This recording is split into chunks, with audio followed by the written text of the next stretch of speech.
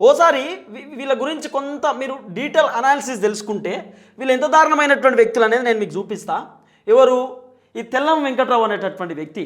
ఈ తెల్లం వెంకట్రావు రేవంత్ రెడ్డి నేను కలవలేదు అనేటటువంటి ఒక పచ్చి అబద్ధం చెప్తున్నాడు కదా. ఈ తెల్లం వెంకట్రావు ఏం చేసినో చూడుర్రి. తెల్లం వెంకట్రావు చూడుర్రి, ఇక ఈయన పర్ఫార్మెన్స్ మీకు చూపిస్తా. తెల్లం వెంకట్రావు పర్ఫార్మెన్స్. ఈయన బీఆర్ఎస్ పార్టీలో గెలిచిండు. పొంగులేటి శ్రీనివాసరెడ్డి ఉమ్మడి ఖమ్మం జిల్లాకు సంబంధించినటువంటి బిడ్డ కదా. తెల్లం వెంకట్రావు భద్రాచలానికి సంబంధించినటువంటి వ్యక్తి కదా. ఇగో తెల్లం వెంకట్రావు. ఈ తెల్లం వెంకట్రావు రేవంత్ రెడ్డిని కలిసిండు, కండువా కప్పించుకున్నాడు.